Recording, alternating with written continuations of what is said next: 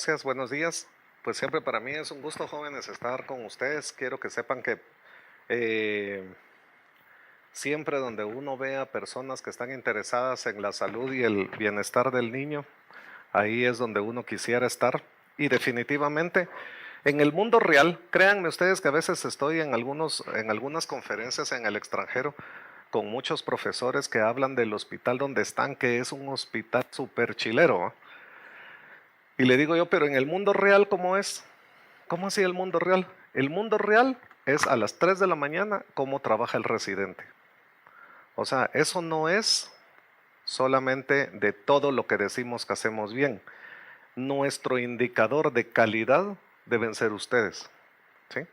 Nosotros no podemos hablar mal de ustedes, ni la universidad ni los hospitales pueden hablar mal de ustedes porque somos responsables de ustedes. Y el éxito de ustedes es el éxito nuestro.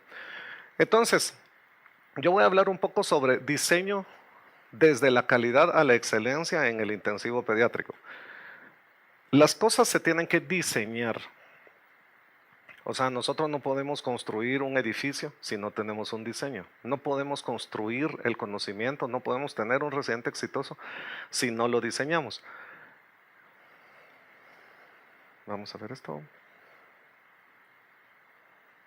Para bajarlo. Ahí está.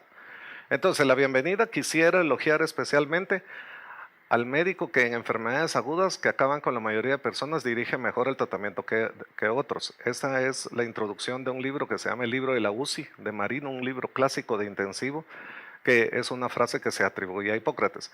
O sea, él habla de que hay personas que se dedican más a los casos agudos y que lo hacen mejor que otros. Para entender, y lo voy a insistir mucho, la medicina no es una cuestión estrictamente biologista, es un comportamiento social. Entonces, nosotros tenemos hospitales que funcionan de una forma muy antigua, ¿sí? Porque hasta antes de la batalla de Waterloo, que está representada en esta pintura, era la guerra, chocaban, quedaban los heridos, y en las guerras napoleónicas fue cuando se inventó la ambulancia. Llevaban a los pacientes después al hospital, muchos se morían ahí desangrados.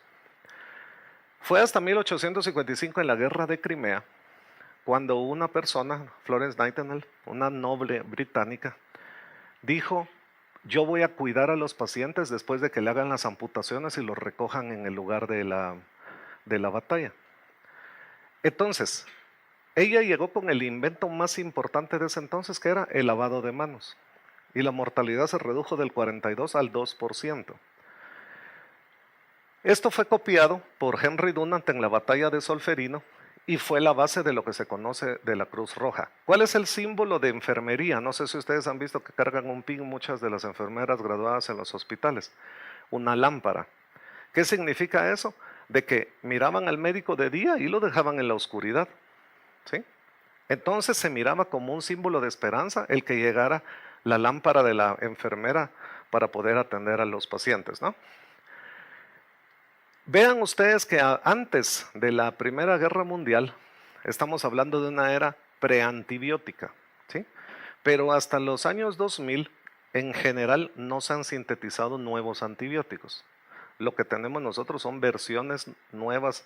Cuando ustedes escuchan a los visitadores de que tenemos este antibiótico con sabor a banano, a tutti frutti y a chicle, lo que han cambiado es la presentación, pero el antibiótico en sí no ha cambiado.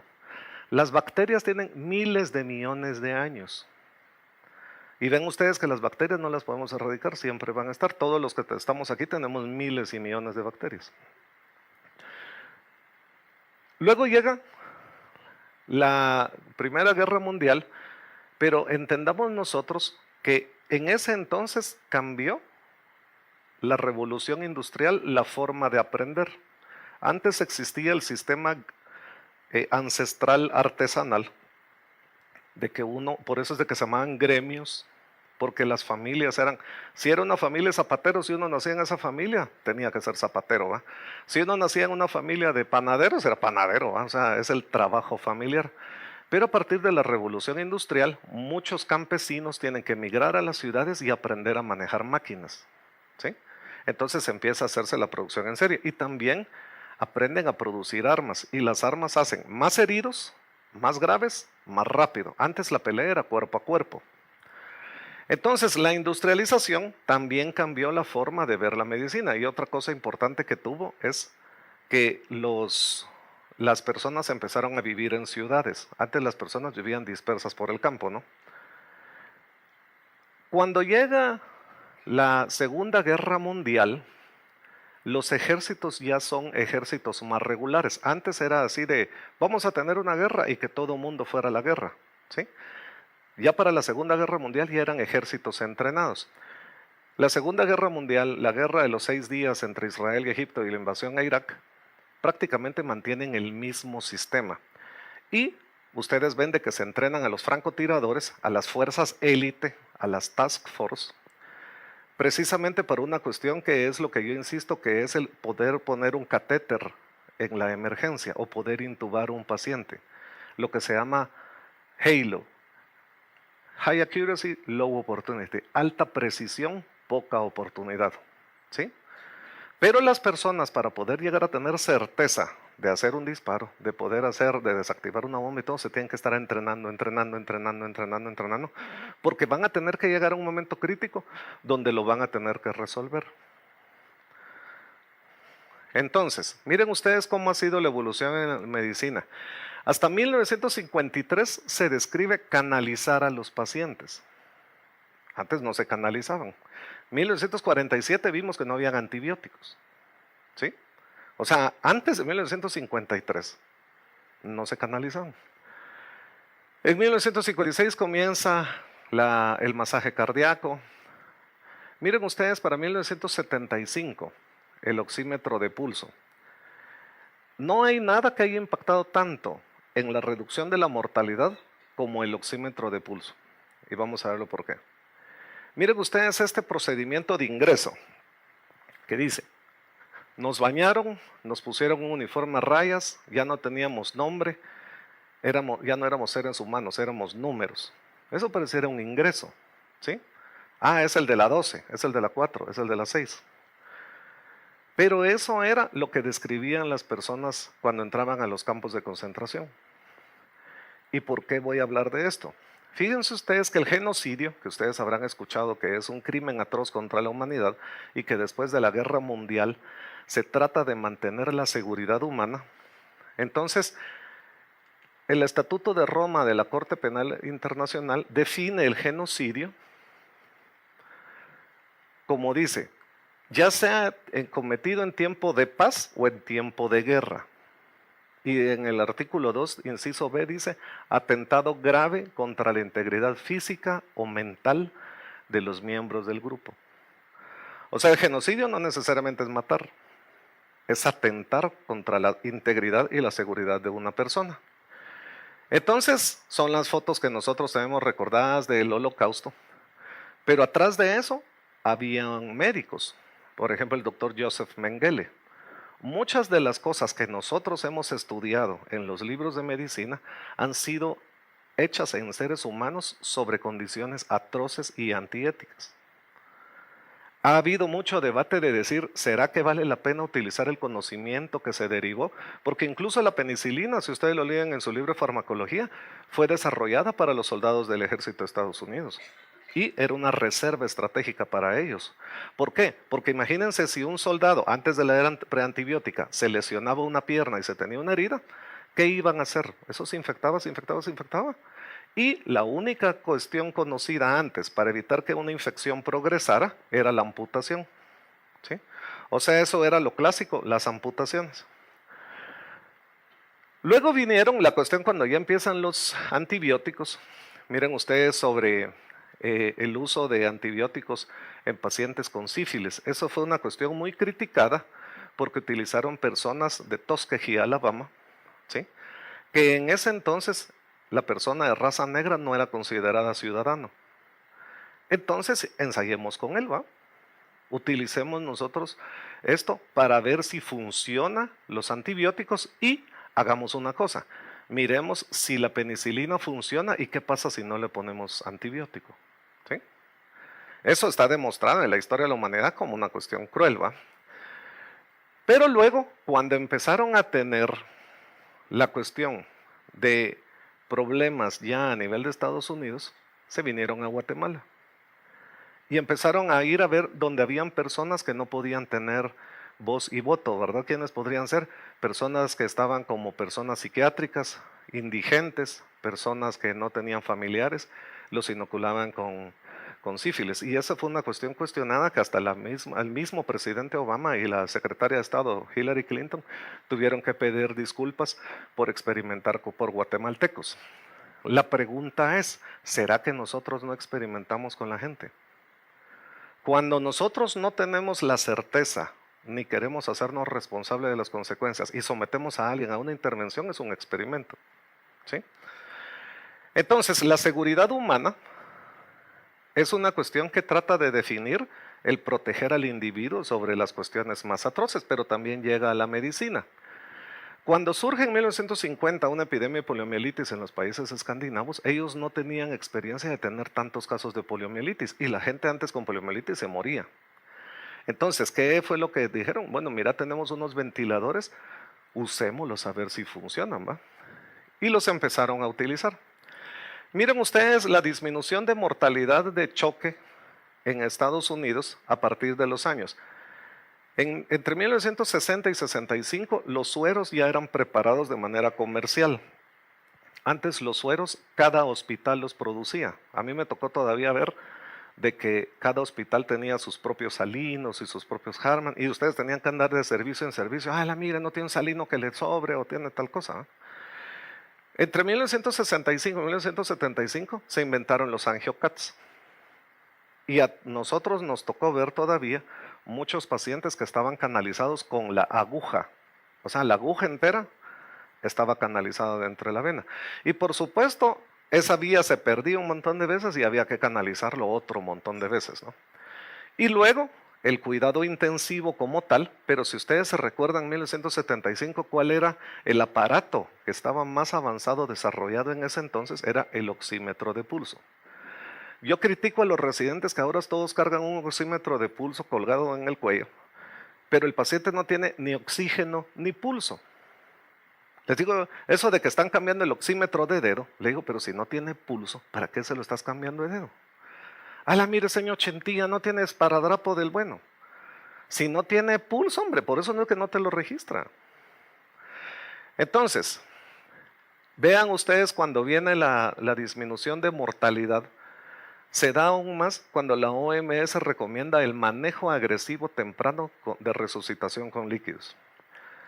Luego quedan desafíos como meningococo, ya hay vacuna, malaria, a pesar de que hay intervenciones, lo que se tiene que seguir haciendo es saneamiento mental y el dengue. Y ahora los hospitales de cuarta generación, que es lo que nosotros debiéramos de ver, ¿verdad? Ahora cuando uno ve las amenazas contra el terrorismo, y voy a explicar yo eso, he estado trabajando con personas que están viendo la creación de inteligencia artificial y de Big Data. Estuve con un experto de seguridad que ellos decían cómo hackean a partir de, dicen por ejemplo, busquemos un guatemalteco promedio. Buscan todas las páginas de Facebook y luego las computadoras promedian cómo es el guatemalteco promedio. Y en base a eso construyen un perfil y crean una cuenta creíble. ¿Sí? Mire, él le va a los rojos, le gusta el Barcelona. O sea, saben el perfil en base a consumos y a variables. Entonces eso predice e incluso hasta para la cuestión de que los que lo están utilizando cada vez más los perfiles es el crimen organizado. Entonces, el terrorismo actual está haciendo que nosotros tengamos, yo los invito y está a su disposición si ustedes quieren, el expediente completo de 25 páginas de la autopsia que le hicieron a Jacqueline Caal, la niña guatemalteca migrante que murió en la guardia de la frontera de Estados Unidos. Ustedes vieran cómo se da toda la descripción de los eventos para ese ingreso de Hospital Nacional. Si tiene fiebre, no ha orinado, no se ve bien, vamos a esperar que venga el otro doctor del turno. Al siguiente dice, sí, paciente que papá dice que no come, no ha orinado, no se ve bien. El informe de patología dice, paciente que tiene múltiples intentos de punción en el cuello, Y la niña falleció por choque séptico. Y eso es en Estados Unidos. Claro que es una migrante. Y eso alguna vez me decían a mí alguien, pero es que mira, qué pobre los guatemaltecos que tienen que emigrar. Le dije, pero si la muerte por descuido, por sepsis pasa en cualquier hospital. Y ustedes lo saben, la meta para manejar la sepsis es 1 hora. No es hacer el diagnóstico, no es obtener el cultivo, es el manejo. El paciente lo que se va a morir es de la hipovolemia. Entonces, miren ustedes ahora cómo se tiene que estar viendo cuando nosotros tenemos lo que se llaman las amenazas asimétricas. Por ejemplo, ahora el sarampión. Fíjense ustedes que nosotros participamos cuando yo fui presidente de la Asociación Pediátrica de Guatemala, se hizo una campaña de vacunación. Me imagino que ustedes han de haber participado, que les pusieron una vacuna de refuerzo de sarampión, ¿se recuerdan?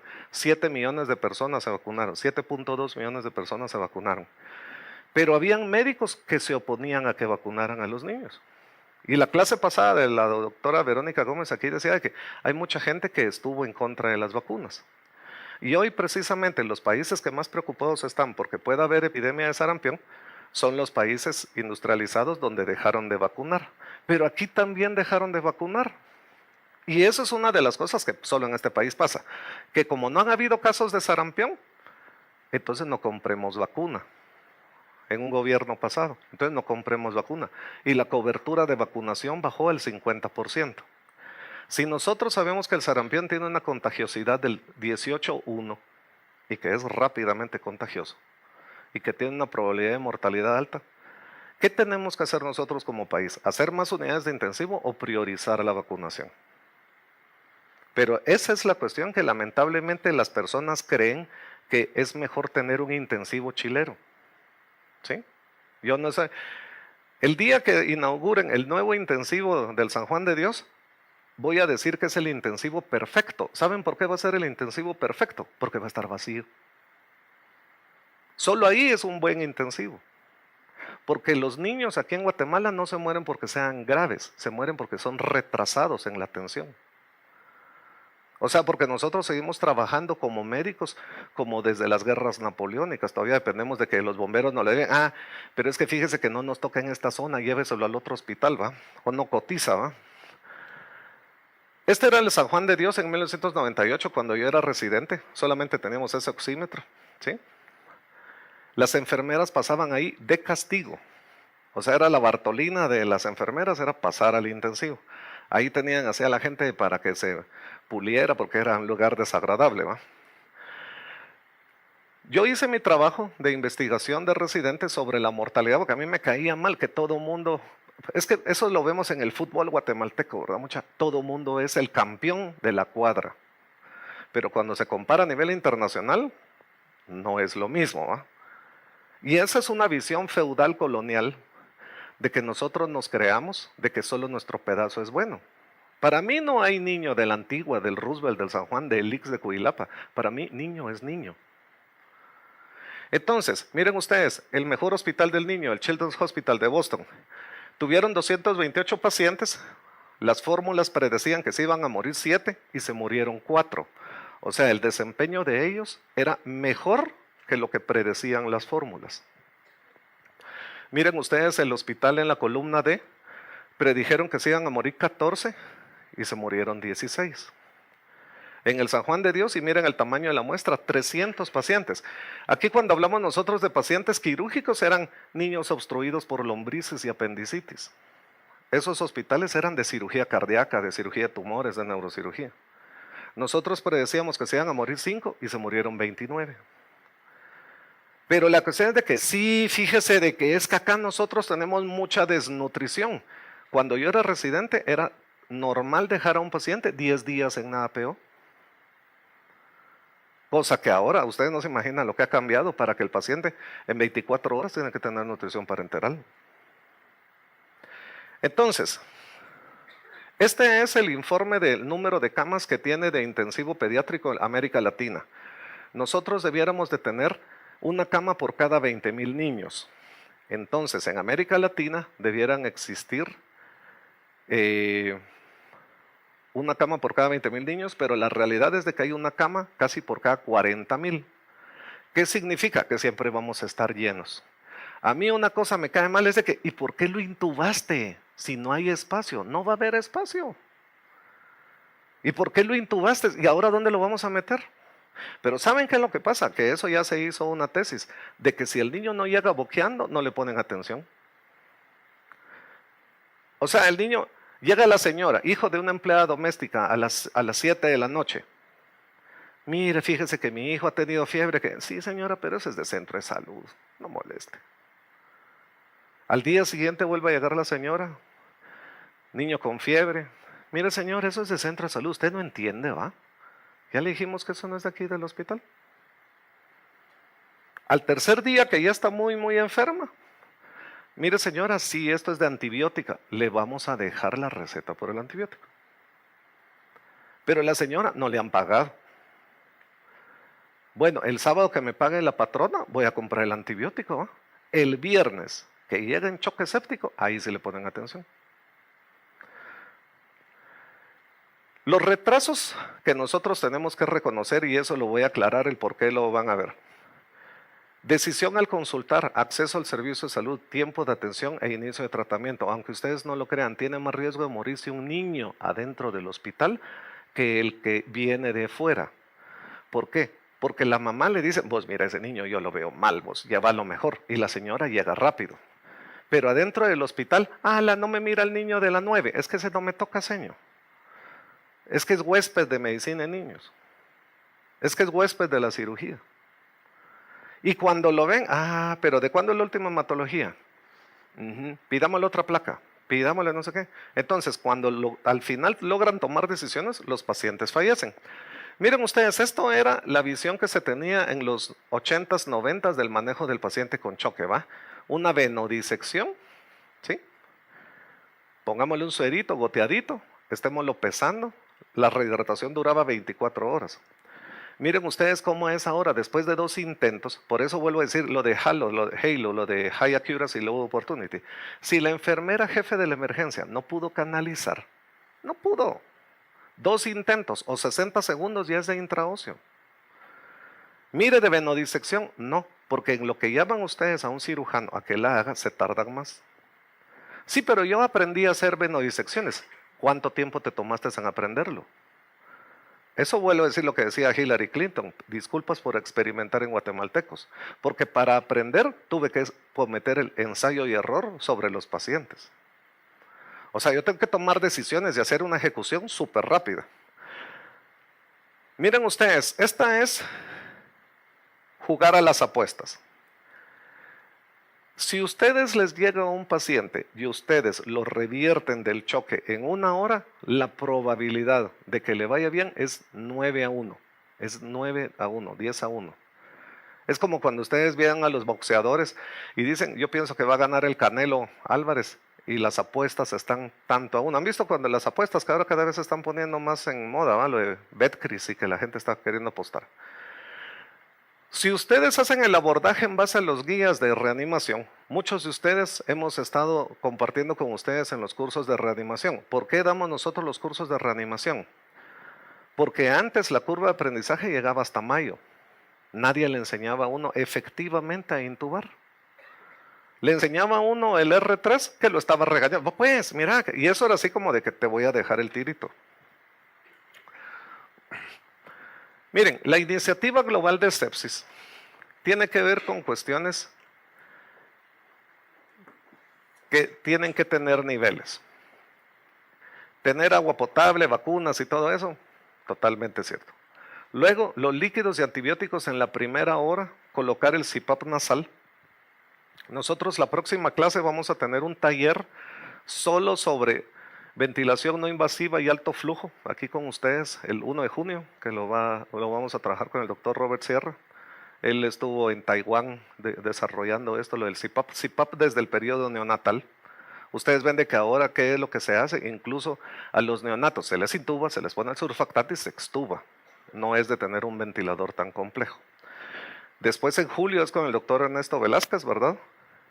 Y en agosto y septiembre nosotros vamos a dar, va a ser la primera vez que damos esas conferencias que son sobre toma de decisiones y análisis científico de eso con Big Data y lo que se lleva a inteligencia artificial en pediatría, para que ustedes sepan tomar decisiones en base a la interpretación de los resultados que tienen, ¿verdad? Entonces, miren ustedes, esto lo de líquidos y antibióticos debiera poder ser en los 1,400 centros de salud de todo el país. Y mire, si le ponemos penicilina, penicilina póngale.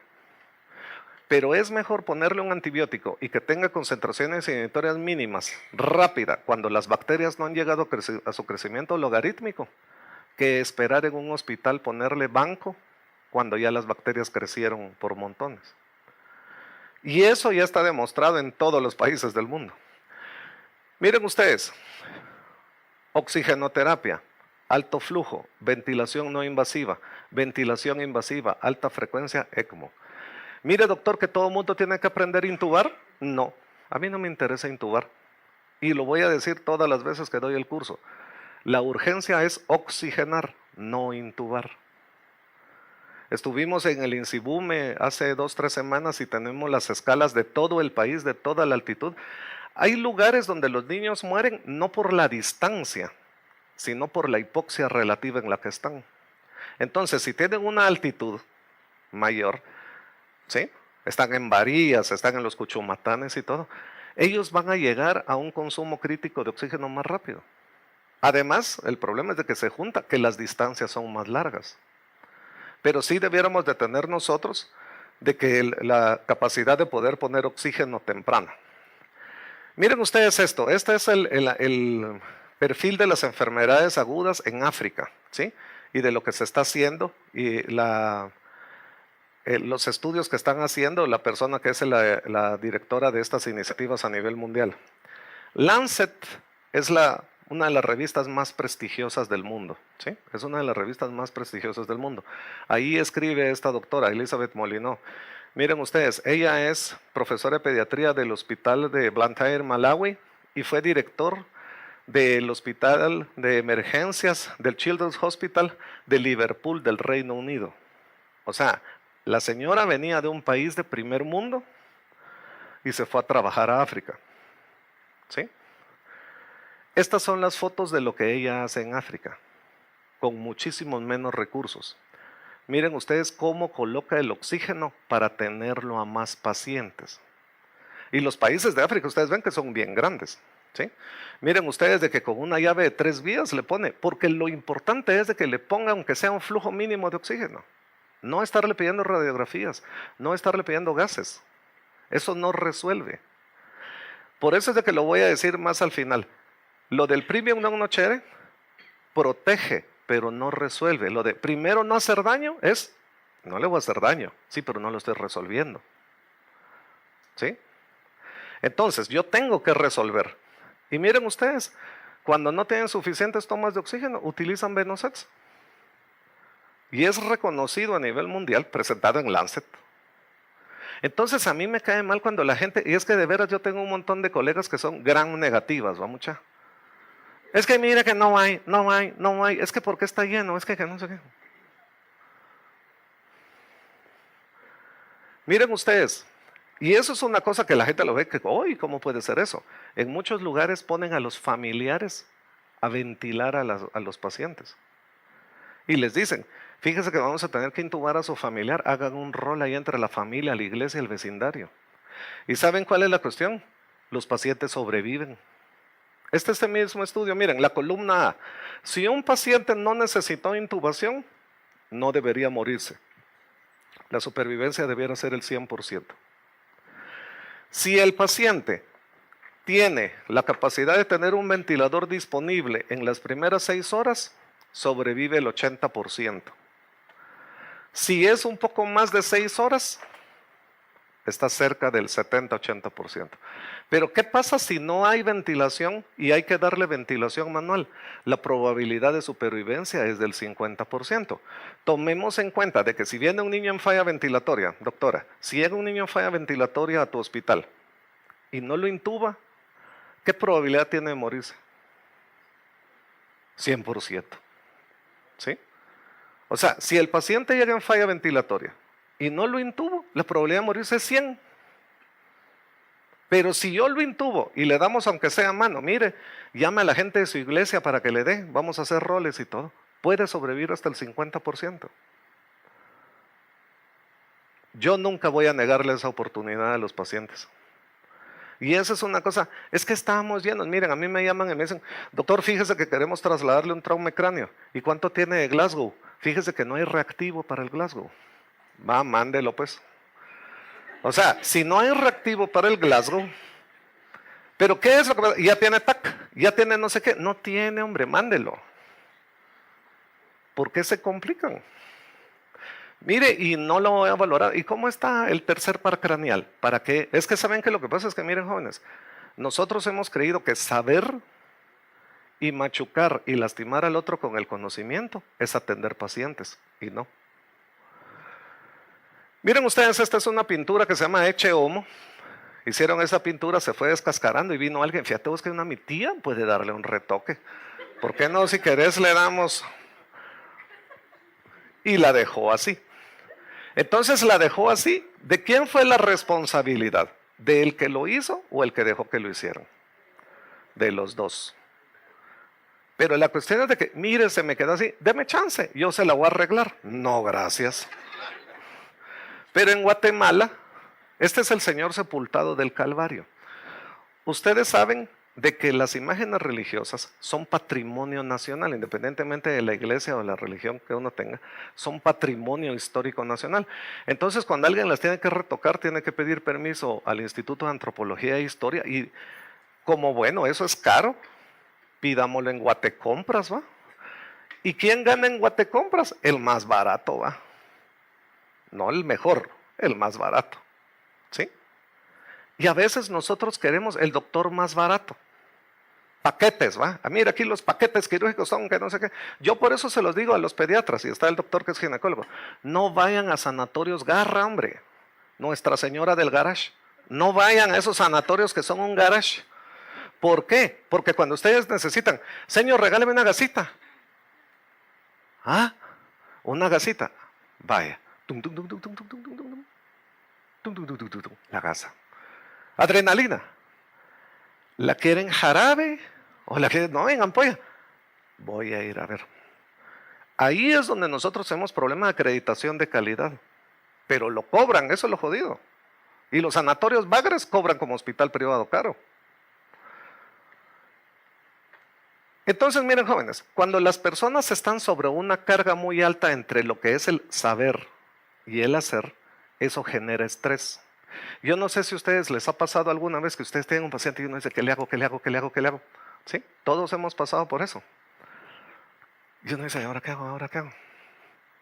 Y como que está copiando uno en el examen, voltea a ver al otro, ¿qué haría? ¿O no? Nos ha pasado. Entonces, por eso llega a lo que se llama la fatiga cognitiva. Mucha de esa tensión de no saber es lo que nos agota.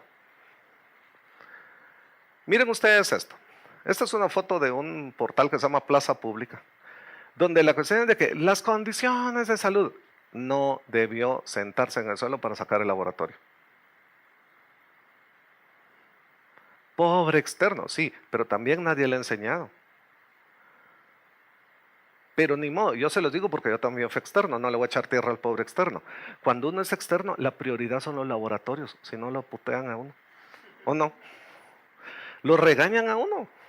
¿Y por qué no está la hematología? Fíjese, doctor, que yo se la saqué y está coagulada. Sí, pero miren, yo me recuerdo sacar hematologías que exprimía la mano y la gota salía viscosa, pegajosa y todo.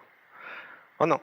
Entonces, ¿para qué le sacan laboratorios? Si uno no va a manejar el laboratorio, yo no manejo ni radiografías, ni monitores, ni laboratorios, yo manejo pacientes. En la escala de la American Society of Anesthesiology, más o menos habla de cómo es la complejidad de los pacientes. Entonces, a partir de la complejidad, uno debiera ser más o menos qué tan graves son. Entonces, miren, un paciente con un ASA 3 o 5, la probabilidad de riesgo es 1 en cada 100. O sea, es tan riesgoso como subir el monte Everest. Las industrias, por ejemplo, la industria más segura, ¿cuál es? la industria nuclear, los ferrocarriles en Francia, la aviación. Tienen un error en cada millón, ¿sí? En cada millón. Si los pilotos de aviación fueran entrenados como los médicos son entrenados, todos los días se estrellarían entre 50 y 100 aviones. ¿Por qué? Y eso se lo digo de lo que leía a la doctora, yo soy auditor de normas ISO 9001. Porque si un piloto, las condiciones del clima están adversas, no sale, punto. Nosotros siempre vamos a tener la adversidad en contra. Los pacientes van a llegar graves. Nosotros no podemos decir, me lo decían, porque cuando yo saqué las normas ISO, habían muchos ingenieros de que usted tiene que pedir el bloc que cumpla estas características. Sí, pero yo no me puedo poner en la sala de urgencia y decir, el paciente que venga tiene que cumplir estas características. ¿Sí? Entonces yo estoy, lo que se llama, sobre escenarios de alta incertidumbre. Y precisamente lo que vamos a hacer nosotros para las próximas clases, junto con las del doctor Velázquez, es saber a trabajar en escenarios de alta incertidumbre, de alto dinamismo, complejos. ¿Sí? La medicina ahora se llama, y por eso lo mencionaba, medicina de ciencias de la complejidad. Nosotros hicimos un libro sobre eso para la universidad. Miren ustedes esto. Proporción del tiempo dedicado a la enseñanza de las facultades de medicina en pediatría de América Latina comparado con el tipo de trabajo. A uno le enseñan un montón de cosas que uno no va a salir a hacer. Y eso es una cosa que a mí me cae mal en los hospitales, de que la gente cree que hacer trámites es manejar a un paciente. Fíjese que ya le hice la consulta a no sé quién, ajá, y la consulta que va a resolver. Fíjese que él viene hasta el martes, y el resto de días, ¿qué vamos a hacer? Entonces nosotros tenemos que cambiar el modelo jerárquico autoritario para democratizar el conocimiento, para que todas las personas puedan tomar decisiones rápidas que ya están demostradas científicamente que tienen impacto. O sea, todas las personas, y eso ustedes lo han visto, todas las personas aquí deben de poder saber colocar un intraóseo, de poder intubar a un paciente, de tomar decisiones más rápidas. No de esperar que se las estén revisando. ¿Quién es más capaz, esta enfermera o el médico? ¿Sí? El médico pensando, muchas veces hay pacientes que no los intuban por el miedo del qué dirán. ¿Y quién es mejor entrenado? ¿Un policía? ¿Sí? Un policía, sí, el policía para disparar tiene que ensayar, pero cada vez se va acercando más. Los médicos tenemos que ensayar, pero no podemos ensayar en pacientes. Entonces, miren, esto es un educador campirán, lo voy a decir muy rápidamente. El hábil incompetente, miren pues, para ser competente, tiene que tener uno conocimiento, habilidad y actitud. ¿Alguien de ustedes sabe tocar algún instrumento? ¿Ah? ¿Tú? ¿Qué instrumento tocas? Guitarra. Si yo trajera una guitarra, ¿podrías tocar? ¿Ven? ¿Tu nombre, perdón, doctora? Dayan. La doctora tiene actitud, conocimiento, tranquila. Como yo sé hacerlo, présteme a la guitarra. ¿Sí? A ver, ¿quién de aquí es bueno para contar chistes? Voltean a ver a alguien, ese es bueno para contar chistes. Pero si yo les dijera, bueno, vamos a pasar a alguno de ustedes para contar chistes, habrá alguien que dice, ojalá no me pase a mí porque yo no soy bueno para contar chistes. ¿Sí? En medicina nosotros no podemos hacer eso. Ah, el bueno es aquel. Ah, yo no sirvo para eso. Eso en medicina no puede pasar. Todos tenemos que ser competentes. Entonces, y por ejemplo, hay gente que puede ser competente aquí en artes marciales, hay gente que puede ser competente en otros idiomas. ¿Alguien habla otro idioma que no sea inglés y español? Incani no rupa kekchi. ¿Qué hablas tú? Quiche. Utsipatik tat. O sea, miren, ¿qué dije? Saber. Pero si yo digo I love you, sí sabes qué significa. Entonces, cuando uno le dice a una señora Sakariknan, ¿qué significa Sakariknan? Solo con Sakariknan. Esa es mi competencia en quiche. Ya con eso, Sakariknan, ya. Entonces, claro, ¿será que nosotros somos competentes en español? Ni siquiera en español somos exactamente competentes. Hay una cosa que está en el churumbelito, sí que es el churumbelito, el cosito. ¿No han visto ustedes que la gente le pone los nombres que se le ocurren a las cosas? Entonces, el hábil incompetente es aquel que le entra todo, va mucha, pero no sabe mucho. El erudito incompetente es aquel que sabe un montón, pero no hace nada. Sí, pues esto puede ser. Incluso ustedes lo ven cuando dice, señora, ¿usted ha viajado a África subsahariana? No. ¿Ha tenido judíos askenazi en su familia? No. Tiene puta, no, hombre. Si la señora es de Sanarate. Sí, ¿y saben qué es lo peor? Que yo me admiro cómo la gente diferencia entre Zika, chikungunya y dengue. Mira, si el rash es abajo del brasier, es chikungunya. Si le duele el camote, es dengue. Porque el dolor así, si le duele el camote y muslo, es Zika. Entonces dice uno, mire, esa precisión es así, muy empírica. El refinado incompetente es un encanto. Ese es el que organiza cuchubales, el que, y todo. Y que uno dice, miren, es que él no trabaja, pero tan bueno. Pero también es aquella persona que es el blanco de burlas, es la mascota de la residencia. Vamos, chico, y vení. O sea, sí, es el que hace los chistes porque es necesario. ¿Sí? Luego viene el grosero incompetente, que a veces es bueno, pero es un dolor trabajar con él. El ignorante incompetente ese no sabe nada. Pero les voy a decir una cosa, lo que hemos hablado. El ignorante incompetente y el ignorante incompetente no se meten en clavos, están sentaditos, no hablan y sacan 100. ¿Por qué? Porque nunca discuten, nunca debaten. El que está diciendo, mire doctor, fíjese que yo pienso diferente, tengo una opinión que no sé qué, a ese le ponen una mala nota, ¿o no? Porque, como diría la cuarta ley de Newton, el que se arrastra sube. O sea, como este mundo es el mundo real, ahí es donde surgen los culebras. Mire doctor, fíjese que yo le quería preguntar algo, ¿sí? Fíjese que yo tengo duda, pero usted con su infinita sabiduría, oh Señor, ¿me puede ayudar? Entonces uno dice, mira, no es necesario que seas culebra, hombre. Trabaja mejor. Entonces, miren pues, lo que nosotros tenemos que ver es de que para ser competente eso lleva una evolución. Todos somos novatos. Si nos dieran hoy clase de karate a todos, todos empezamos de novatos. Poco a poco, como vayamos mejorando, vamos a pasar a avanzados, vamos a pasar a competente, vamos a ser competente hábil, experto. Este debiera ser el modelo desde externo. ¿Sí? El externo tiene que saberse diarrea y rehidratación oral. El avanzado, diarrea, rehidratación oral e intravenosa.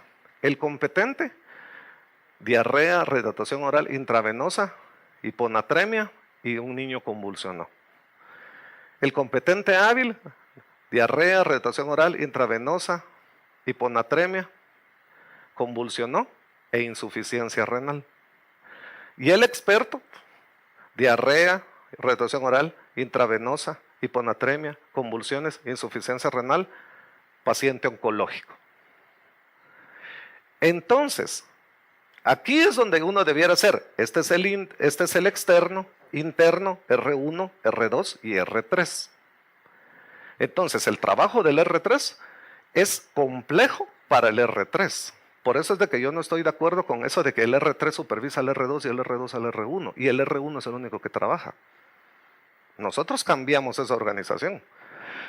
Porque cuando uno analiza en realidad al R3 es como aquellos aguacates que metieron en periódico. O sea, maduró por el tiempo, pero no necesariamente es competente. ¿Sí? Y díganme que ustedes, ¿no les ha pasado que a veces uno tiene que preguntarle a su superior y uno siente que él no muy sabe? ¿Les ha pasado alguna vez? Sí, pero tenemos que preguntarle lo que es el jefe, vamos. Uno quiere tener un jefe donde uno pueda llegar a que le resuelva. Y que mejor, si es su profesor, que le enseñe, ¿o no? Miren ustedes, esto es una cuestión que tenemos que tener nosotros en claro. La amenaza y la vulnerabilidad. Yo tengo suficiente tiempo para mover esta ciudad del lugar. Va a haber un momento en el que va a subir el nivel del mar, tengo que hacerlo. La pregunta es, si yo tengo un recién nacido al que hay que ponerle un catéter, ¿será que su riesgo aumenta si se lo pone un R1? ¿Será que el R1 es la persona mejor calificada para colocar catéter en un neonato? No.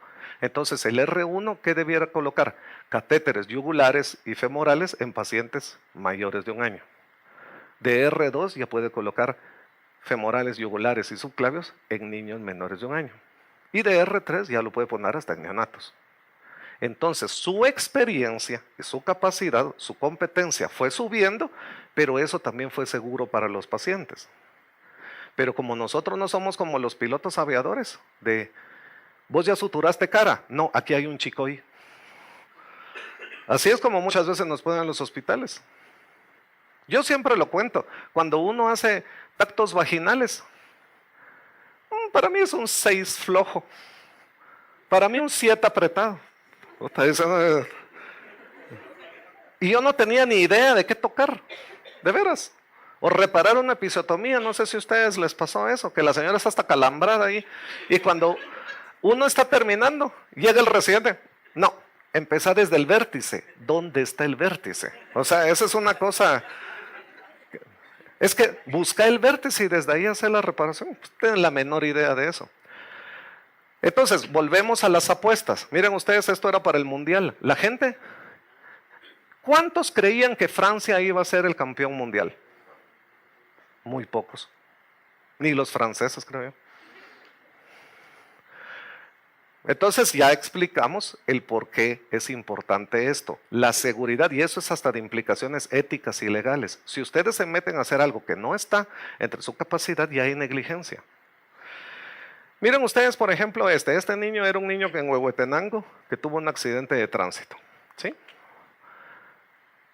Lo usual guatemalteco, ay, mire ese muchachito de veras, es que no sé qué, es que mire, aquí pasan como que son caballos, los carros túmulos deberían poner, que la gente le gusta lo sabroso, el chisme, ¿va? La certidumbre que nosotros tenemos que tener, trasládenlo, lo inmovilizan como un bloque y le ponen el manejo de choque medular. Un niño que podía quedar cuadripléjico, le cambiamos las apuestas. Miren ustedes cómo está seccionado acá. Le cambiamos las apuestas. Pero eso, la gente dice, es que la gente está acostumbrada a la investigación clásica retrospectiva. Pero esas condiciones de laboratorio, esos criterios de inclusión, no existen en el mundo real. Eso es como yo lo decía, ¿verdad, Robert? Que lo decía. A mí me gustaría tener fiestas donde todo el mundo es bonito, como en los anuncios. No sé si ustedes han visto que todas las chavas son bonitas, pero eso para eso es casting. Cuando uno va a una fiesta hay gente gorda, flaca, fea, un bolo, ¿o no? Es que no, jóvenes, la vida no es como un anuncio, donde todo el mundo es bonito y hasta el sol sale donde uno quiere, no. Nosotros los científicos lo que tenemos que hacer es hacer lo mejor posible con lo disponible en la realidad concreta. ¿Dónde estoy? ¿Qué puedo hacer? Y tengo que usar la ciencia. Entonces, si yo estoy en Huehuetenango, ¿qué necesito hacer? Manejar a ese paciente, ponerle topes, estabilizarlo como que es un bloque cabeza-tórax, ponerle manejo de choque medular. En el manejo de choque séptico, ¿verdad? Hay diferentes fases que a veces el problema es de que la gente, miren ustedes cuántas veces, paciente en paro, ¡puf!, llega todo el mundo. Y cuando ya solo el paro, solo dejan al externo. Y luego el paciente vuelve a entrar en paro. Entonces se necesitan diferentes fases. El monitoreo tiene que ver la capacidad de cambiar el pronóstico. El monitoreo es estar evaluando, estar evaluando, estar evaluando, estar evaluando, que es lo que vamos a hacer en las siguientes clases con ustedes. Miren ustedes la evolución que tienen los marcadores de perfusión, los pulsos, el color, el llenado capilar, la temperatura fría, la elevación del lactato, la acidosis metabólica, la hipotensión, la oliguria. O sea, las cosas, los pacientes no se deterioran de repente nos dimos cuenta, ¿sí? Estaba bien y se murió. Miren ustedes, ¿y qué pasa? Cuando el médico pasa visita, luego el niño se deteriora, la enfermera llama el turno, llama al externo, luego el interno de pisos, luego el residente de pisos, llaman al de intensivo, sí, trasladalo, ¿sí? Los pacientes cuando están con nosotros no llegan en el minuto 0, Los pacientes van retrasados, van retrasadísimos.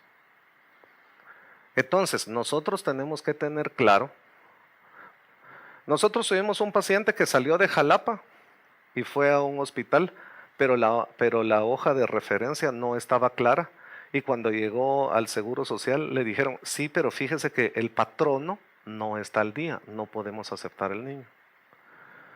Se fue a otro hospital, sí, pero la nota no dice para nosotros. Lo trasladaron de regreso a Jalapa para hacer la nota bien. Y todo eso tomó 9 horas y no le pusieron un suero. Entonces, cuando llega con nosotros sí podemos manejar la insuficiencia renal, pero no era lo que tenía que tener el paciente. El paciente desde que salió, desde que inició, le hubieran puesto un suero. Entonces, ¿qué tengo que hacer yo cuando hablo de democratizar el conocimiento? Yo lo que necesito que sepa todo externo, toda enfermera es, mire, esto es lo básico para el manejo de un paciente quemado. Claro que van a haber expertos, ¿sí? Claro de que van a estar ustedes expertos en el manejo de pacientes quemados. Lo de los antibióticos, miren, cómo es la curva relacionada entre el tiempo en el que se coloca el antibiótico y la mortalidad. ¿Para qué esperan la hematología? Si los criterios mundiales dicen que taquicardia, hipotensión sin foco infeccioso evidente hay que ponerle antibiótico. Yo llegué a un hospital privado, tenían a mi familiar niño, neonato, y me dijeron, fíjese doctor que lo estamos estudiando por sepsis, porque la mamá tiene una ITU. Le sacamos una procalcitonina. Ajá, ¿y en cuánto tiempo va a estar eso? Mañana la dan. No hay ningún hospital del país que dé la procalcitonina en 1 hora. Eso se los pregunté a los hospitales privados. Pero de todas maneras, a la hora ya debió haber salido de la sepsis. O sea, yo no tengo que manejar laboratorios. Y entonces el tiempo, jóvenes, no va para adelante, el tiempo va para atrás. Cada hora en la que nosotros nos tardamos, aumenta el riesgo de mortalidad. Esto es una cosa que nosotros insistimos mucho. Miren, la ciencia médica, la eficiencia educacional y cómo se hacen las cosas da una probabilidad de supervivencia. Si todo se hiciera bien, la probabilidad de supervivencia es 100. Pero si nosotros lo hacemos al 80%, 0.8 por 0.8 es 0.64, por 0.8 es 0.51. O sea, el hacer las cosas más o menos casi me lleva al 50%, que sería al azar. Lo podría hacer cualquier persona. Si alguien dice, mire, esa persona no sabe, su probabilidad sería 13.2, pero primero entra el azar. Primero entra el azar. Entonces, lo que nosotros tenemos que hacer, alguien me decía a mí, mire doctor, pero ¿usted por qué quiere que la gente estudie tanto? Si la excelencia es opcional. Sí, pero la seguridad de un paciente no es opcional. El bienestar de un paciente no se negocia. Eso es, no lo confundan eso con notas. Miren ustedes Uganda, pacientes que se les dio el curso de reanimación, residentes de 3er año, ellos entrenaron a otros médicos. Y en Myanmar, en Asia. Cuando empezaron los estudios, solamente el 27% le colocaba oxígeno a los pacientes. Nosotros hemos dado cursos de reanimación y de simulación y los ponemos en paro. Sí, yo creo que está en paro, vamos. Déjame ver. Sí. ¿Será que le damos? Mírate el expediente. Y miren, les hemos puesto casos de diarrea. Se lo puse yo a un grupo de internos que hicimos una tesis. Miren, este niño tuvo 30 diarreas. Un niño que por historia tenía que estar en un choque hipovolémico severo. Mire señora, ¿cómo es la diarrea? Tiene espuma, no tiene espuma, flota, tiene ligas, tiene moco, tiene sangre. Lo interrogó durante 5 minutos. ¿Y de aquello de qué? ¿Y de vacunas cómo está el nene? Ay, doctor, no me recuerdo. No me mienta, señora.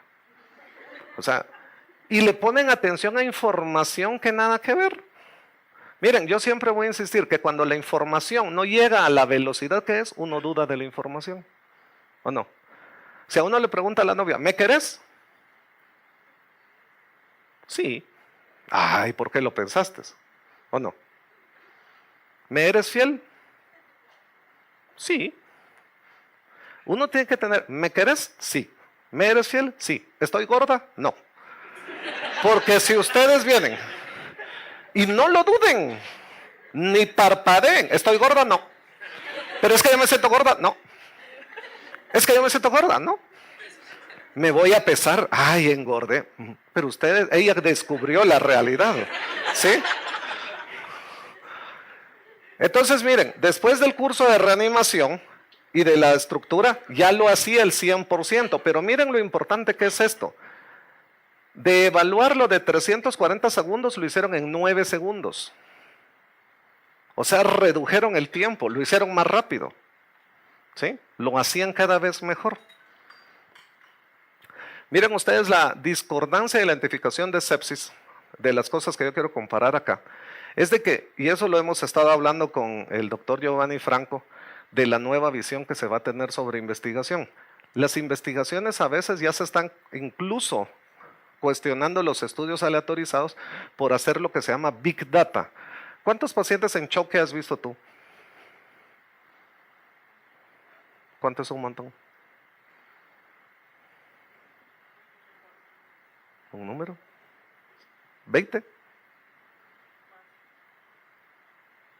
¿100?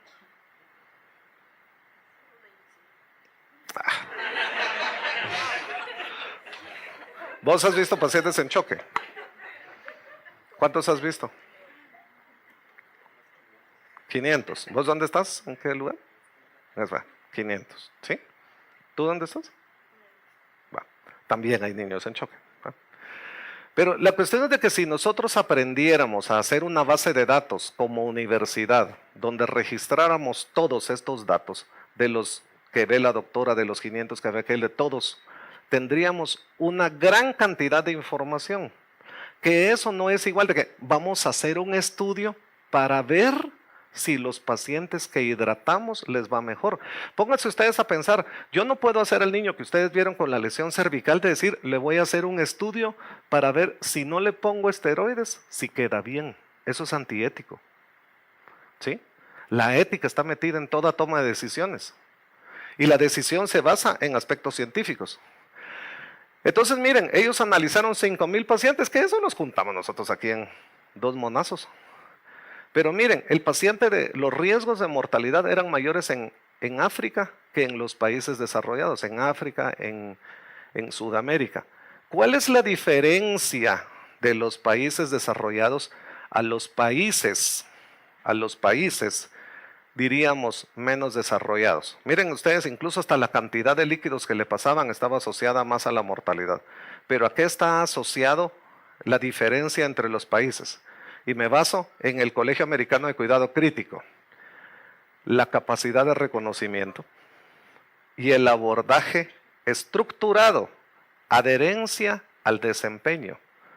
Entonces, para poder ver, el niño tiene ojos muy hundidos, pocas lágrimas, no orina, no tiene pulso radial, está taquicárdico, no necesito un médico. ¿O necesito un médico? Eso puede ser una enfermera. Puede ser un auxiliar. Y si ella toma la decisión, ya lo salvó. Porque si nosotros llamamos al médico que empieza a filosofar de acidosis metabólica y que la gran diabla, lo único que va a hacer es retrasarlo. Entonces, esta es una niña que la macheteó un marero en Guastatoya y la metieron a sala de operaciones. ¿Sí? Nosotros tenemos que ver una cuestión práctica. El índice de choque es dividir. Pensemos, ¿cuánto es lo normal del índice de choque? Es frecuencia cardíaca partido presión sistólica. ¿Sí? Si yo ahorita traigo café y traigo 15 tazas de café, ¿será que nos va a alcanzar para todos? No, no tengo que hacer ni la división. ¿15? No, aquí hay más de 15. ¿Sí? Entonces, lo normal es de que el índice de choque sea menor de 1, porque la frecuencia cardíaca en un adulto promedio sería 70 y la sistólica sería 120. ¿Sí? Entonces, 70 dentro de 120, menor a 1. ¿Será que 70 vasos de café alcanzan por 120? No, menor a 1. No sé cuánto es la división, pero es menos a 1. Si yo trajera 120 tazas de café, pues 120 es igual a 1. Entonces, este paciente, ¿cómo está el índice de choque? Mayor a 1, menor a 1, igual a 1. Mayor a 1. Entonces, ¿qué tengo que hacer? Meterle líquido. ¿Y cuánto le tengo que meter? Usted métale hasta que llegue menor a 1. ¿Cuánto tiene ahora el índice de choque? ¿Mayor a 1, menor a 1 o igual a 1? Mayor a 1. Tengo que seguirle pasando volumen. Sigo pasando volumen y llega esto. ¿Cuánto tiene índice de choque? Igual a 1, 90 y 90. ¿Eso es lo normal? No. Sí, pero no tengo que pasarle a tanta velocidad. Tengo que seguirle pasando líquido, pero no a tanta velocidad. Y la niña sobrevive. Y eso sería lo normal, 75 de frecuencia con 100 de sistólica. Fíjense que esto fue una cuestión que estuvo con nosotros. Un señor con problemas psiquiátricos y de alcohol llegó a su casa en Zacapa, agredió a la esposa que estaba embarazada y a la hija, los macheteó. Llegó la policía, él atacó a la policía y la policía le disparó y lo mató. Y como vieron a la señora ensangrentada, llevaron a la señora y todo y trasladaron a la niña. Esta es la página web de la PNC. ¿Sí? Miren ustedes la foto de la niña. ¿Será que yo necesito sacarle una hematología para ver cuánta sangre perdió? ¿Ah? Y si yo le sacara una hemoglobina, ¿cuánto creerías vos que pudiera tener de hemoglobina esta niña?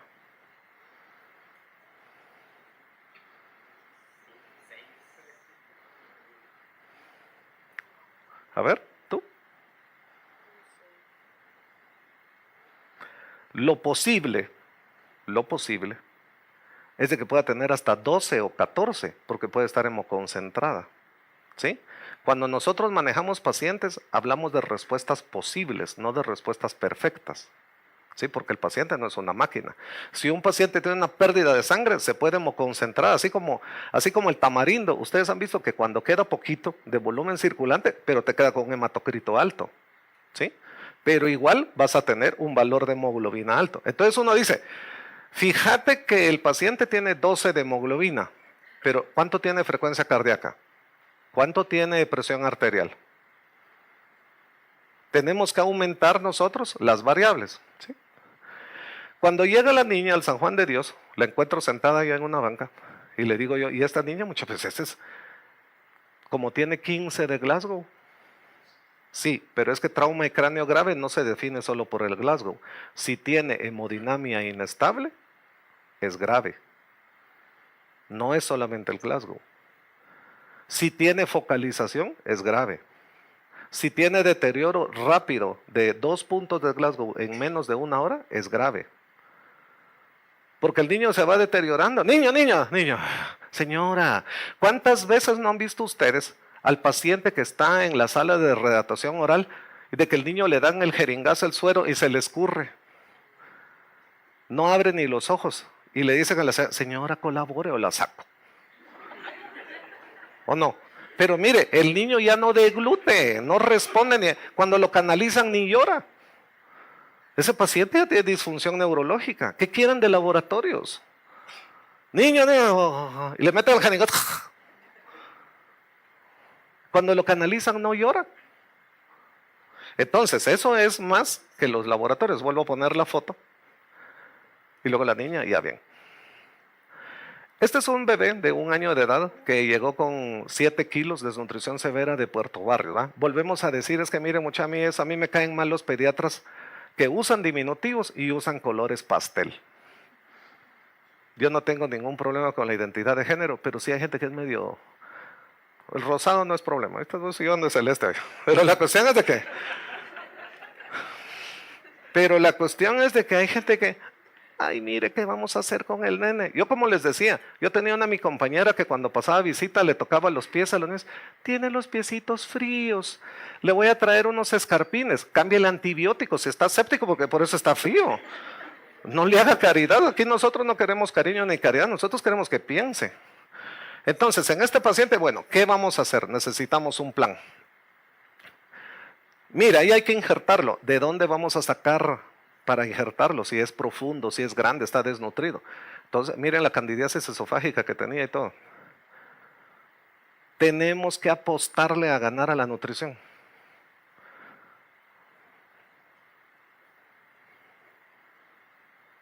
Pero por eso es la cuestión que nosotros somos diferentes a cualquier otra ciencia. Nosotros trabajamos sobre la incertidumbre.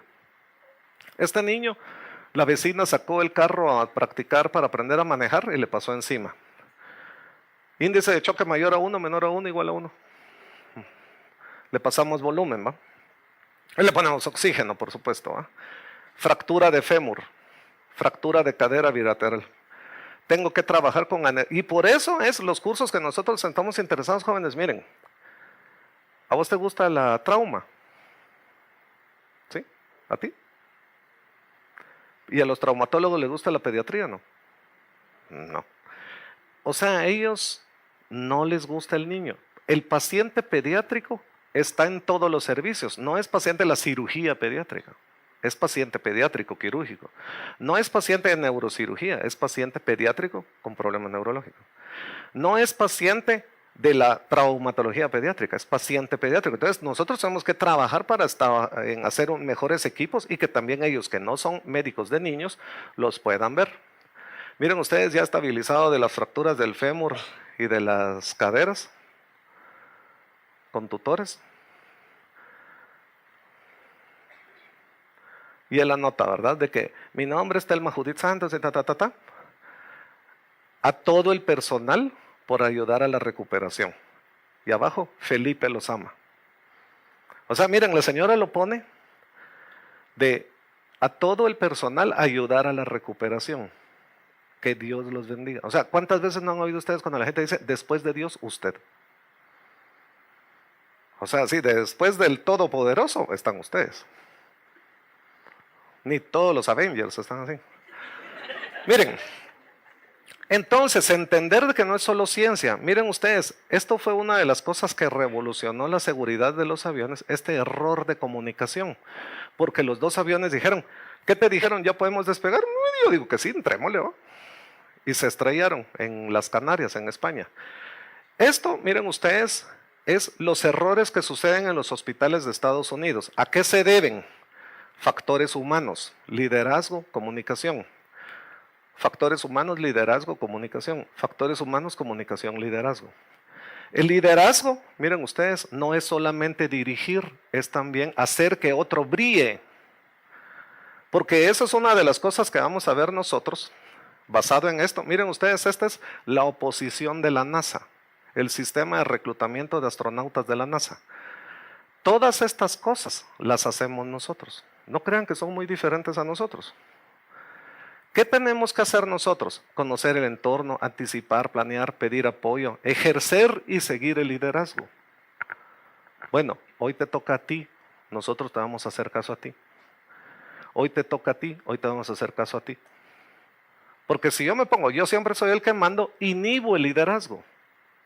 Entonces, el día que yo no estoy, la gente no sabe qué hacer. Miren ustedes, esta es la base de la NASA de entrenamiento para las tareas. Y en resumen, nosotros tenemos dos cosas. Miedo al éxito.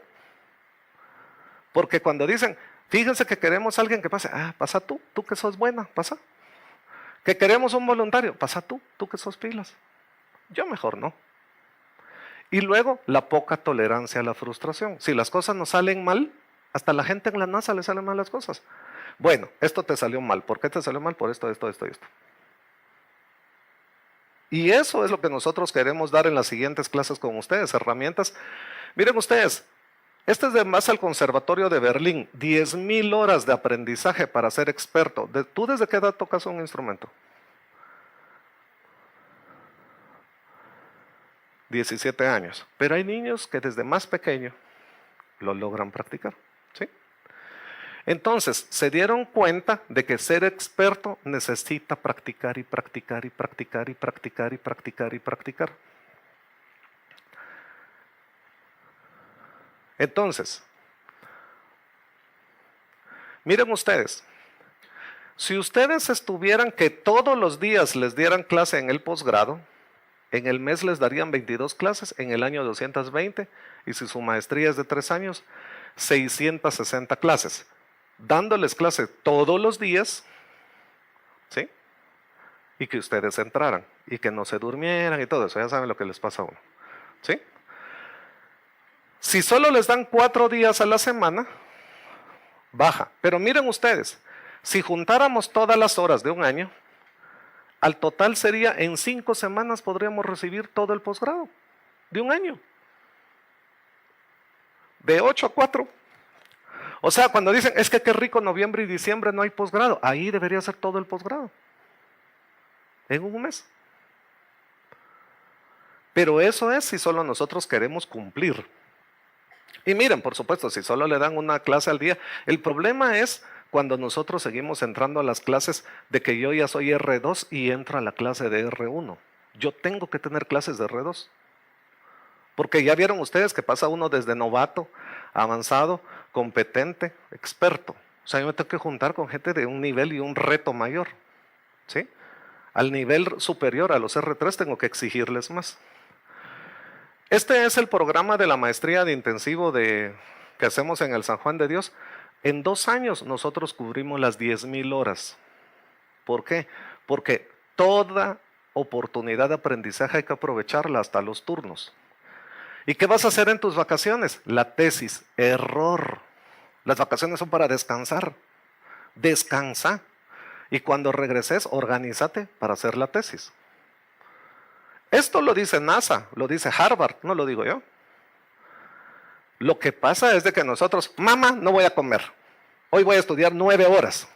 Ay, mi hijo te va a dar tuberculosis, que la grandiola, que no sé qué. ¿O no? Díganme ustedes, voy a hacer una pregunta basada en ciencia. Cuando ustedes le dicen, mamá, me voy a dormir un ratito, ahí me levantás para estudiar. ¿Qué probabilidad de que no se levanten es? ¿Ah? Y entonces, ¿qué dice? Mamá, ya no me hablaste. Yo te dije ni me contestaste. Mi hijo. ¿O no? Entonces, ¿para qué va a estar la mamá? Mi hijo, levántate. Ay, no importa, mamá. No.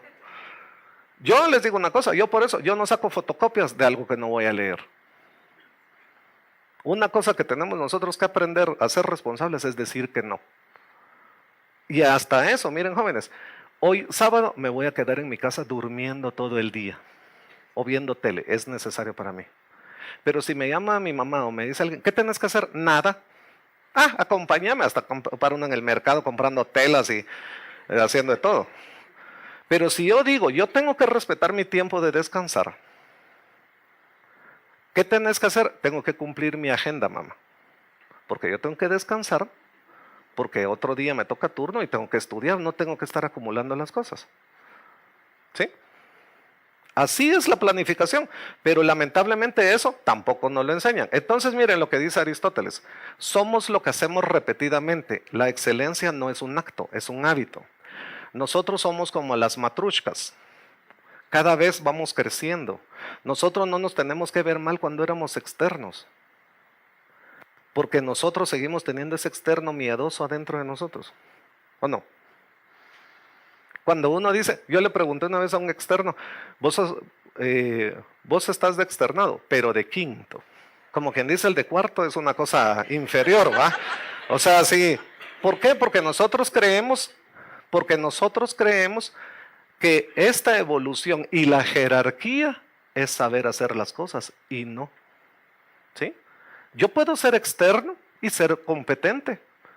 ¿Sí? Para rehidratar a un niño no necesito ser un R3. ¿O no? Si yo le enseño al externo bien la rehidratación, ahora lo puedo hacer el bien. ¿Quién es más competente? ¿Pelé o Neymar? Es diferente, son momentos diferentes. Claro que Pelé ganó 3 copas del mundo, ¿va? El otro no. ¿Será que Alfredo Di Stéfano no tendrá experiencias que contarle a Cristiano Ronaldo? ¿Ah? Entonces nosotros tenemos que acercarnos a nuestros profesores. Y de veras, es que cuando uno dice, miren jóvenes, para nosotros, no sé si se recordará usted, doctor Cerón, de ir al puerto antes, era un dolor ir al puerto. Le tomaba uno horas, tenía que pasar uno por Quetzal de Piedra. Todo. Ahora ustedes lo ven diferente. Para nosotros ver televisión, eran 2 canales. Comenzaban al mediodía. Todavía nos tocó ver tela blanco y negro. ¿Usted lo vio? Tela blanco y negro. ¿Por qué creen ustedes que los uniformes de fútbol, incluso lo ven el del Barça y el del Real, son así de contraste para la televisión en blanco y negro?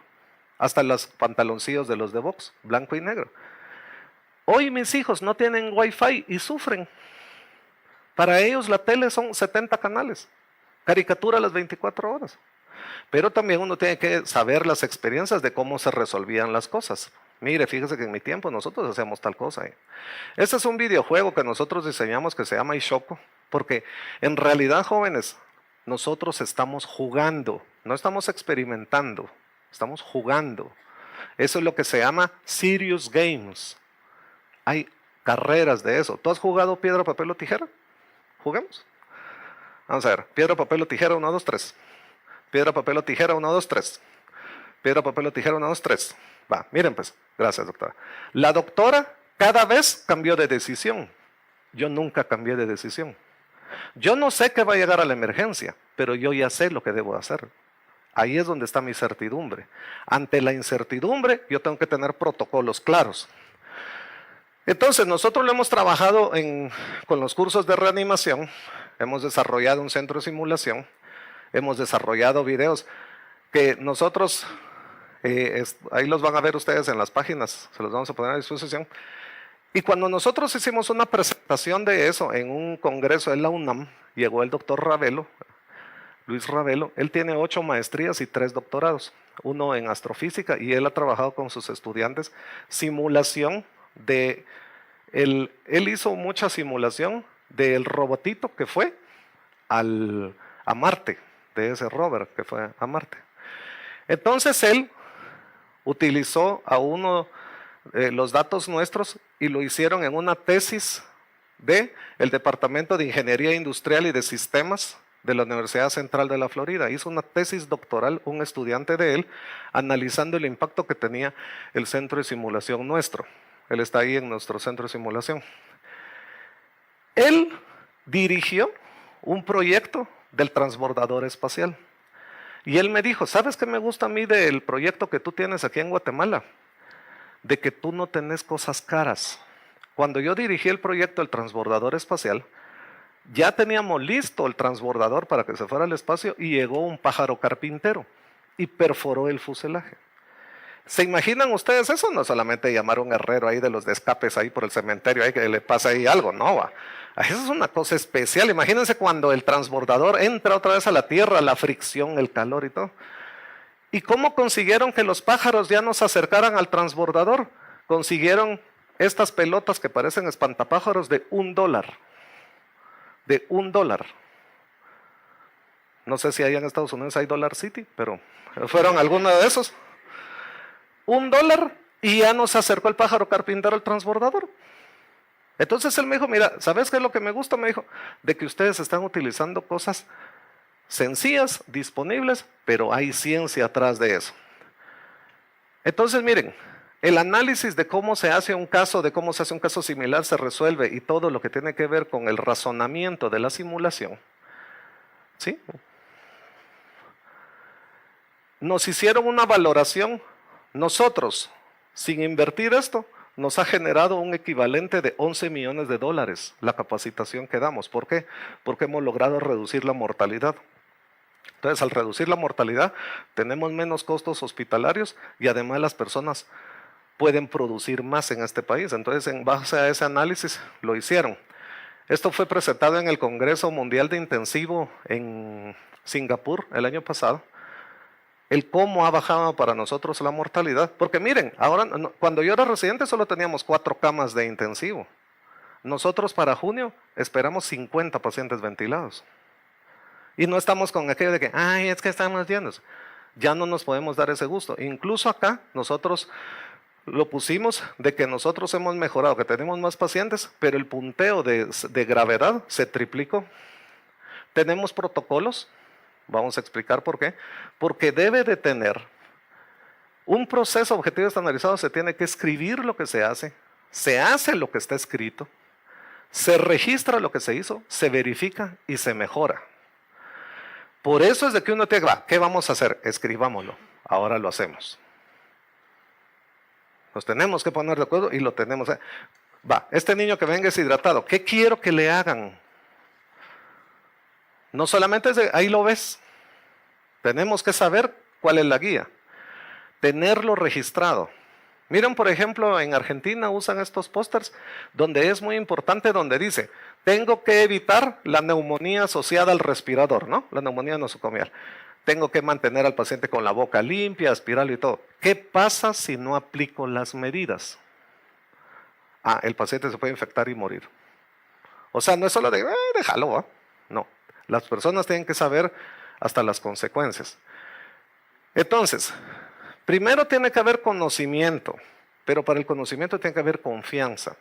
Luego tiene que haber libertad. Si no hay libertad, las personas no son responsables. Responsable es capacidad de responder. Cuando ustedes sepan hacer, ahí se ganaron la autoridad. Y entonces ya pueden dirigir. Entonces nosotros podríamos tener jefes de grupo, R2 o R1. Porque el jefe de grupo no es el que más sabe, sino el que resuelve. Esta es una vasija tipo códice, donde ustedes pueden ver, se supone que esta es la creación, esto es antes de que se diera el 13 de agosto del 3114 antes de Cristo, y miren ustedes, en este Dios está sentado sobre una piel de jaguar como símbolo de poder, ¿sí? En esta vasija códice ellos recrean, miren ustedes, la cara de Dios, pero en un cuerpo de jaguar bebé, ¿sí? Esta es la estela 31 de Tikal, el lado anterior y el lado posterior. Y es muy importante que la estela 31, que está más o menos fechada el 31 de agosto del 317 después de Cristo, o sea, este es el 8 Bactún, 14 Catún y así va. Estos son los meses, va el 7 Treshul. Él habla de esto, miren, es importante este glifo, Ish Unem Balam, ¿sí? Cuando habla del jaguar foliado, Calamté es así donde formaban a los reyes. Formaban, me refiero que los educaban. Lugar de fundación de dinastías, ritual de dedicación de un periodo, iniciación. O sea, cuando estaban haciendo algo grande, para ellos lo más importante era registrarlo con un jaguar bebé. Y miren ustedes, se refiere como señora bebé jaguar. O sea, así como poner ahora hijo de. Yo no he encontrado en ninguna otra cosa en la historia donde hagan ver tanto a la mamá como al niño y el binomio como una cuestión de grandeza, ¿sí? Porque uno tiene que tener una visión de grandeza. Entonces, el hijo de ella va a llegar a ser rey. Y así tenemos que ver nosotros a los niños. Entonces, miren, esto está dedicado a Siyak Chankawil II. Como les digo, es un bebé jaguar con cara de Dios. Y después llega a ser el gran jaguar. O sea, la calidad los mayas la conocían, la escribieron en piedra y la cumplieron. Por eso nosotros necesitamos procedimientos escritos. Decime qué estás haciendo. No voy a hablar del expediente clínico porque no es real, muchacho. En el expediente clínico no registran lo que en realidad pasó. Entonces, la calidad tiene que ver con la mejora y nosotros por eso pusimos nuestra iniciativa de calidad que se llama Bebé Jaguar. Porque los jaguares representan grandeza. O sea, ¿quién no quiere que su unidad sea grande? O sea, buena, o su posgrado, o su universidad. Pero para eso se necesita un mapa. Ustedes lo ven en el Waze. Ustedes ponen de un lugar a otro y el Waze le dice, la ruta 1, 20 minutos, la ruta 2, 22, la ruta 3, 24. ¿Cuánto es lo más que se pueden tardar en llegar? 24 minutos, pero van a llegar. Entonces tenemos que desarrollar esos mapas, ¿sí? A mí me decían de esta foto, es que usted no está promoviendo la lactancia materna. Primero, era en cautiverio, mataron a la mamá y no le podía dar chicha al tigre, ¿va? Entonces eso tenía que darle pacha, ¿va? Entonces miren jóvenes, Criminal Minds, no sé si ustedes han visto a ellos, el FBI, la unidad de análisis de comportamiento cuántico. Ellos analizan perfiles, ¿sí? Construyen perfiles. Nosotros estamos trabajando en construir perfiles de los pacientes. ¿Cómo es el paciente? Si la mayoría de pacientes va a llegar con lo mismo. Ahí es donde nosotros debiéramos ser expertos. Y al final, miren jóvenes, nosotros tenemos que seguir con todo el equipo haciéndolo. Yo le agradezco al doctor Giovanni Franco Santisteban porque esta visión no es de ahora. Tenemos años de estarla trabajando. Y fíjense que este curso de manejo del paciente pediátrico enfermo, donde lo dimos primero, fue a los médicos y enfermeras de los centros de salud de la zona metropolitana y del departamento de Guatemala. El año pasado ya el Congreso Nacional de Medicina nos dio ese espacio para que se tratara solo de esto. Pero hoy por hoy, con las enfermeras nosotros estamos trabajando lo que es un curso que se llama Manejo del Paciente Pediátrico y del Niño Deteriorando. ¿Por qué? Porque la gente cree que hay que volverlo a bajar a la emergencia para poder empezar de cero. Donde esté el niño. Y eso se lo decía yo a la gente de la Procuraduría de Derechos Humanos, porque llegaron y nos dijeron, es que tenemos la denuncia de que ustedes están ventilando pacientes en el piso. Sí, pero no es en el piso, es en el piso, en el segundo piso. Si ya vieron ustedes que las unidades de intensivo no es geográfica, es actitud, es resolver, es monitoreo, es responsabilidad, es trabajo en equipo. Entonces, por eso es de que lo estamos haciendo ya con el personal de enfermería y por eso regreso ya a esto. Miren jóvenes, no es solamente no hacerle daño, también hay que hacer las cosas bien hechas lo más rápido posible. As primum accelerime, o sea, como que fuera lo primero. Entonces miren ustedes esto. Tenemos que ser amigos de la gente que está aprendiendo. Esta es una vasija tipo códice del 700 después de Cristo. Él le está diciendo a ellos que seleccione dónde van los números. ¿Sí? Él está escogiendo dónde van los números. Miren aquí, él tiene el 13 y el 11. Y aquí está el 7, el 8, el 14. Entonces, nosotros, para volvernos expertos, que yo ese es el anhelo que tengo de ustedes, no que sean R3. Usted puede ser un R1 experto. Usted puede ser un R2 experto. Usted puede ser R3 experto. Si usted fue buen R1, eso no me aseguro que vaya a ser buen R2, porque de R2 es novato. ¿Sí? Entonces, sí es que fulanito ya está escogido para jefes residentes, si ustedes no le dan pelea. Ustedes tienen que hacer de que pongan a las personas mejores, y ustedes tienen que estar en esa jugada. Acá nosotros tenemos que vernos como un equipo de excelencia. De veras. Esa es la visión que tenemos que tener. Por eso les hablaba yo lo del gran jaguar, porque tenemos que vernos que desde ya, aunque tengamos un bebé, va a llegar a ser el gran jaguar. Y así tenemos que ser nosotros. A mí no me importa comenzar hoy de nuevo, pero me voy a dedicar, eso sí necesita dedicación, para poder hacerlo mejor.